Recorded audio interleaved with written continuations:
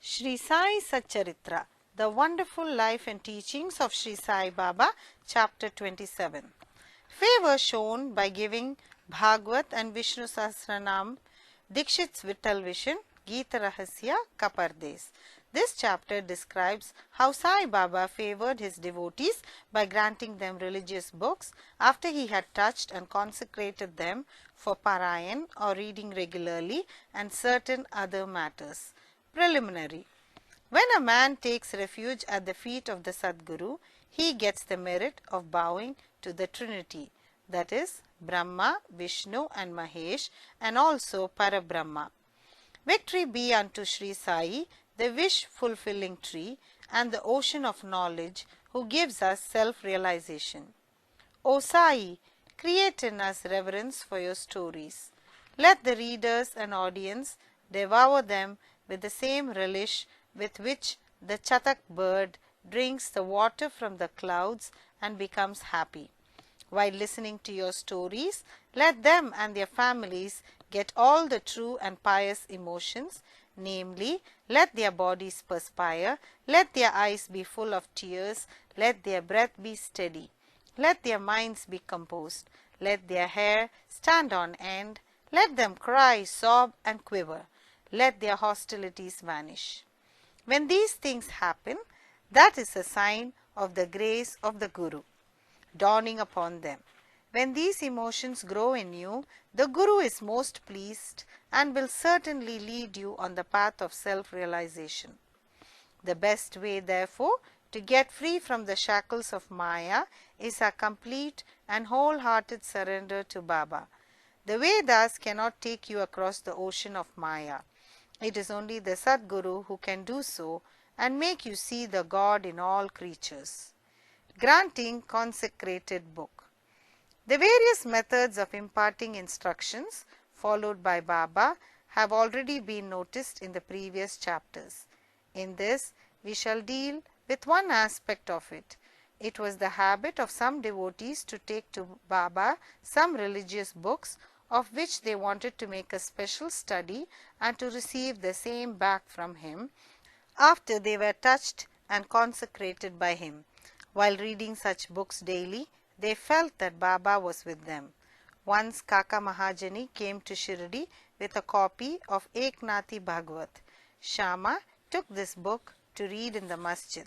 There, Baba took it from him, touched it, and turning some pages here and there, gave it back to Shama and asked him to keep it with him. When Shama said that it belonged to Kaka and had to be returned to him, "No, no," replied Baba, "as I have given it to you, you better keep it. It will be of use to you." In this way, many books were entrusted to Shama.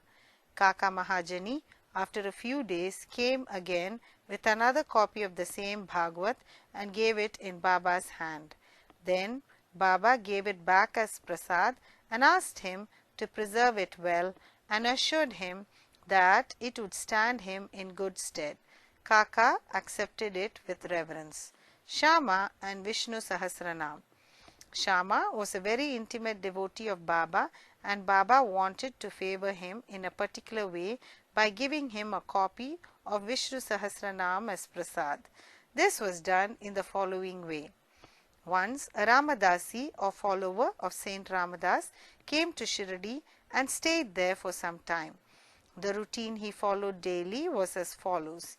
He got up early in the morning, washed his face, bathed, and then, after wearing saffron-colored clothes and besmearing himself with sacred ashes, read Vishnusahastra-naam, a book giving 1,000 names in praise of Vishnu, and held second in importance to Bhagavad Gita and Adhyatma Ramayan, or a historic version of Rama's story, with faith. He read these books very often. After some days, Baba thought of favouring and initiating Shama with Vishnusahastra-naam. He therefore called the Ramadasi to him and said to him that he was suffering from intense stomach pain, and unless he took senna pods or sonamukhi, a mild purgative drug, the pain would not stop. So he should please go to the bazaar or market and bring the drug. the Ramadasi closed his reading and went to the bazaar. Then Baba came from his seat to Ramadasi's place of reading and took out the copy of Vishnusahastra-naam, and after coming back to his seat said to Shama, "Shama, this book is very valuable and efficacious, so I present it to you. You read it." Once I suffered intensely and my heart began to palpitate and my life was in danger. At that critical moment, I hugged this book to my heart, and then Shama, what a relief it gave me. I thought that Allah Himself came down and saved me. So I give this to you. Read it slowly, little by little. Read daily one name at least, and it will do you good. Shama replied that he did not want it, and that the owner of it, the Ramadasi, who was a bad-tempered, obstinate and irritable fellow, would certainly pick up a quarrel with him.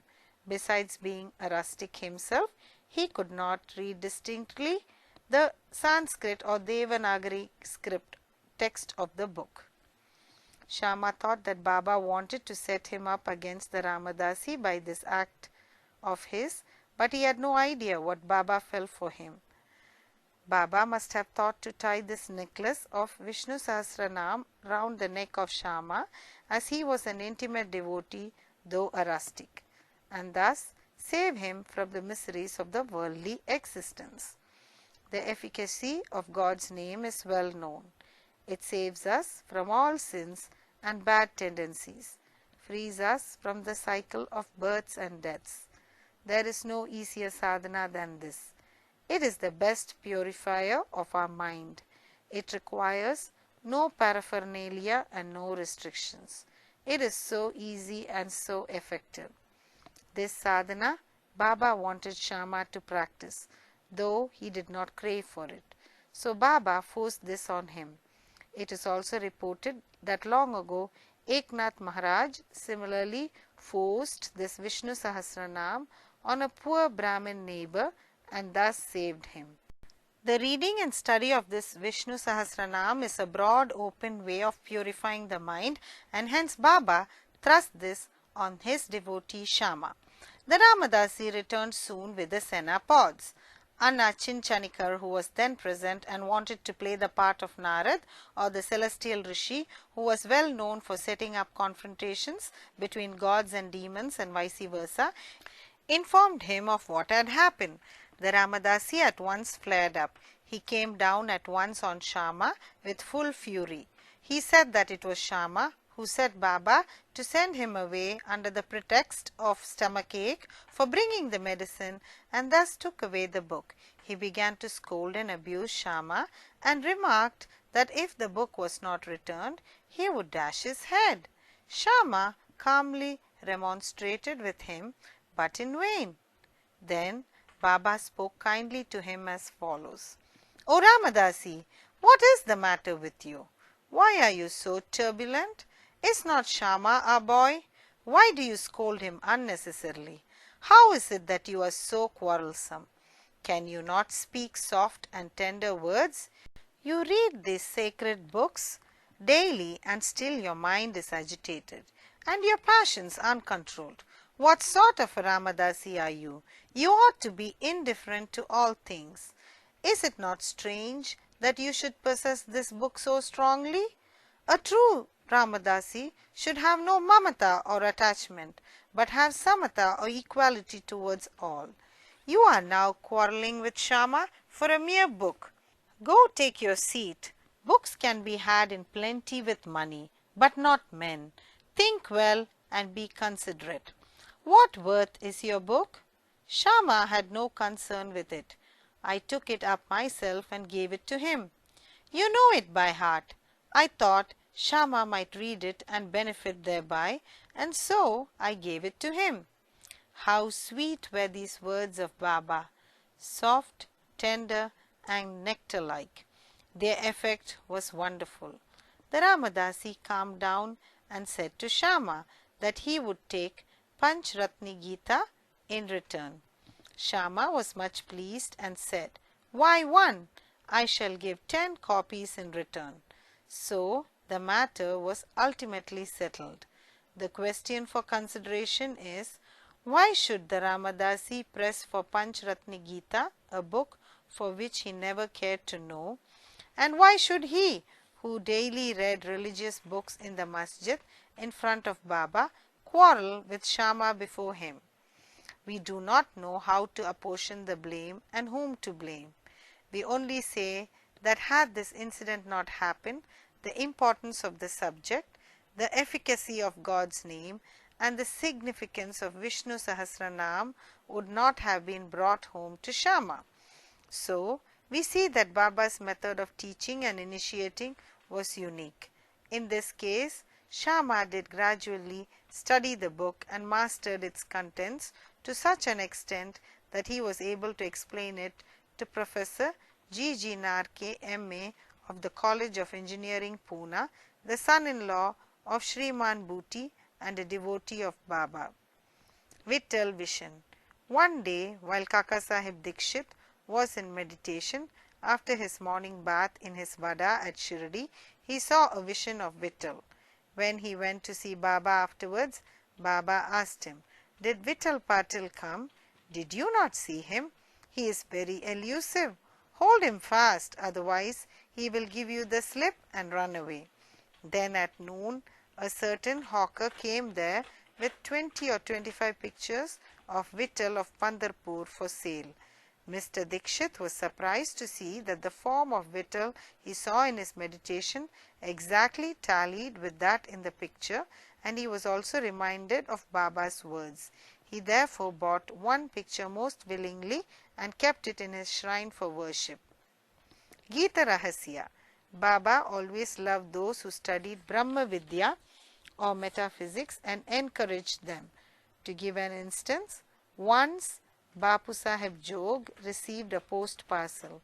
It contained a copy of Gita Rahasya by Lokmanya Tilak. Taking it under his armpit, he came to the masjid and prostrated before Baba.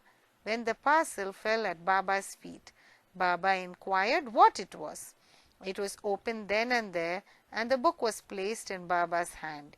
He turned some pages here and there for a few minutes and took out a rupee from his pocket, placed it on the book, and handed the same with the rupee to Jog and said to him, "Read this completely and you will be benefited." Mr. and Mrs. Khapardes. Let us close this chapter with a description of the Khapardes. Once, Dada Sahib Khapardes came with his family and lived in Shirdi for some months. The diary of his stay has been published in English in the Shri Sai Leela magazine, 1 volume. Dada Sahib was not an ordinary man. He was the affluent and the most famous advocate of Amaravati Berar and was a member of the Council of State, Delhi. He was intelligent and a very good speaker. Still, he dared not open his mouth before Baba.